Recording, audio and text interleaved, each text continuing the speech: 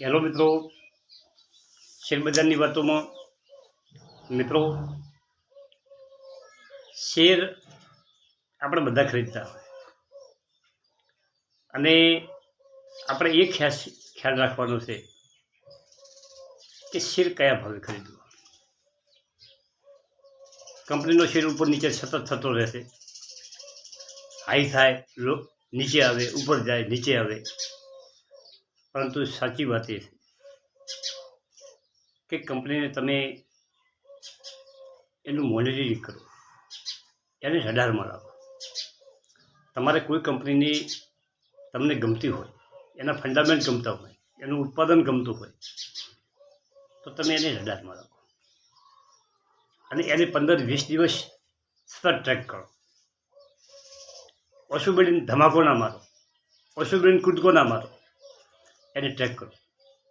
એનું વોલ્યુમ કેટલું થાય છે, કેટલો કિલો વધે છે, કેટલો કિલો ઘટે છે,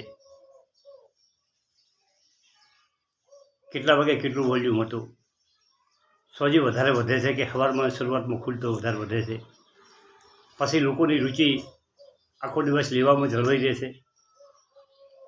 આ બધું ટ્રેક કરો અને એનું સાચું લેવલ આવે પછી જ એન્ટ્રી કરો. એને શેર ભગાડવાવાળા સતત ઉપર લેતા હોય, જો તો એ ભગાડવાવાળા નીચે પણ લાવશે એટલે શેર લેવા મૂકતો હોય તો જ તમને સાચા ભાવે તમે લઈ શકો. અને લીધા પછી ઘટે તો એમાં ધીરજ રાખો. તો પછી તમે લીધેલા શેર ઉપર તમને પૂરો ભરોસો હોવો જોઈએ કે આપણી કંપની મજબૂત કંપની છે. ભલે આજે ઘટ્યો, પરંતુ મહિના 2 મહિનામાં આપણો શેર જે લીધો છે એનાથી ઉપર ચાલી રહેશે અને 1 વર્ષમાં આપણને સારામાં સારું રિટર્ન મળશે. પકડી નહીં. આ સાચી રીત છે.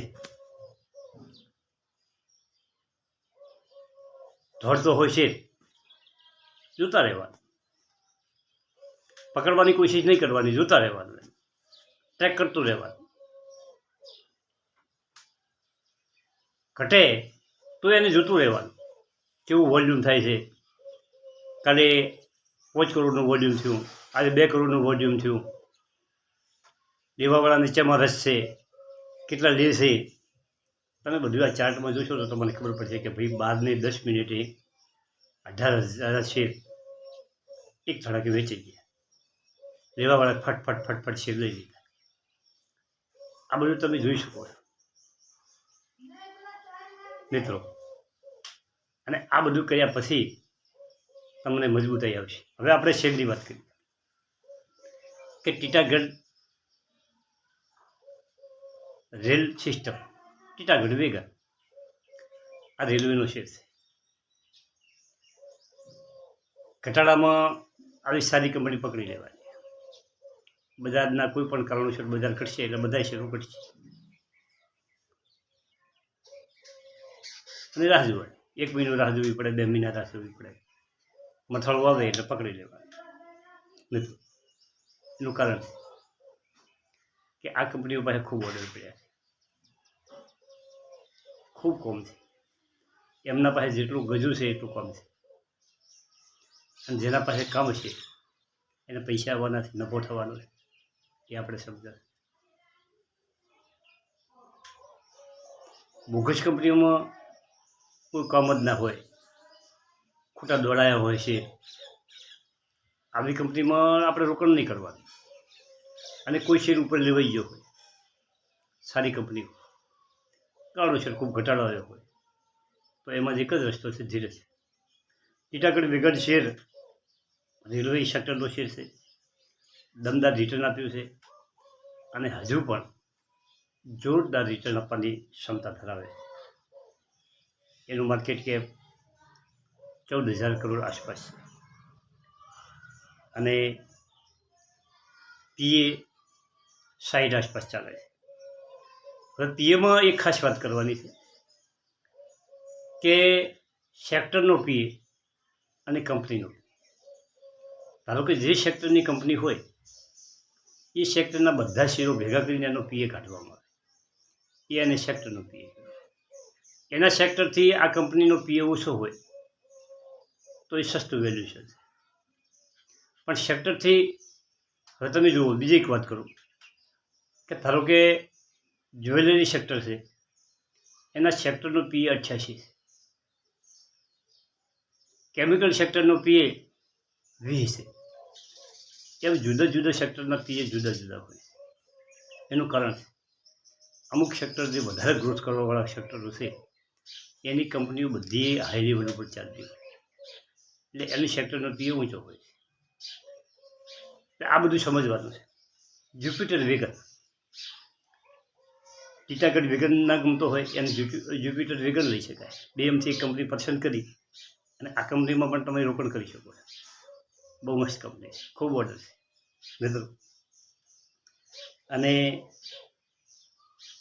કંપની વેગન બનાવવાનું કામ કરે છે અને સાથે સાથે luxury coach, Vande Bharat train, Tejas train, metro train, આ બધાના કોચ બનાવે. સુપર કંપની છે. આવી કંપની તમને તમારા રોકાણના પૈસા મજબૂત રીતે આગળ વધારી શકે. ધારો કે તમારે 20 કંપનીઓ પસંદ કરવાની હોય તો એમાંથી આધી કંપની પસંદ કરી શકો છો. BM મિત્રો સારી કંપની છે. તમારા ગજા પ્રમાણે શેર લેવાના, વધારે શેર લેવાની હોય જરૂર નથી. નેક્સ્ટ કંપની છે NHPC. NHPC મોટી કંપની છે, સોલાર સેક્ટરમાં કામ કરે છે અને PM સૂર્યના યોજનામાં જે ટાટા પાવર અને ભારી રિન્યુએબલ, આ બધી કંપનીઓને ખૂબ કામ મળ્યું છે. તમે જે ગુજરાતમાં PM સૂર્યોદય યોજનાના જે 1 કરોડ ઘરોમાં થવાની હતી ગુજરાતની ઓલ ઇન્ડિયામાં, એમાં 4 રાજ્યોમાં વધારે અરજીઓ થઈ છે. એમાં આપણું ગુજરાત છે અને 1 કરોડ અરજીઓ થઈ ગઈ. અને કેટલીક જગ્યાએ કામ પણ ગામડામાં જોવા તો ભાઈ કે આ અરજી કરી હતી એનું કામ ચાલુ થઈ ગયું. મારી છે મને અમુક મેં કાલે જોયું કે અમારા ગામમાં પણ 8-10 ઘરોમાં આ સોલાર ગોઠવવાનું ચાલુ થયું. મેં તપાસ કરી કે ભાઈ કઈ કંપનીની પ્લેટો આવી છે, કઈ કંપનીનો માલ આવ્યો છે, કઈ કંપનીનું છે. તો બધું ટાટા પાવર ચાલેલો છે, વારી રિન્યુએબલ ચાલે છે. એટલે આ જે સેક્ટર છે એના પર તમારે સોલાર સેક્ટર, રિન્યુએબલ સેક્ટર, જે આ સેક્ટર છે એમાં પણ તમારે 1-2 શેર તમારા પોર્ટફોલિયોમાં તમે રાખી શકો છો. SJVN છે, આ જળ વિદ્યુત, ભારત સરકાર અને હિમાચલ સરકારના બેની ભેગી પ્રમોટર છે આજે, અને આ કંપની પણ સારું કામ કરે છે. 30 રૂપિયાનો ભાવનો શેર 5-6 વર્ષ સતત 30 રૂપિયા ઉપર ચાલ્યો, કોઈ ફાક નહોતો છે. અને 1 વર્ષમાં 30 રૂપિયાવાળો શેર 140 આસપાસ પહોંચી ગયો. મિત્રો આ બધી શેર બજારની વાતો થઈ છે અને આગળના વિડીયો પણ આપણે સારી વાતો કરવાની છે. થેન્ક યુ, આભાર.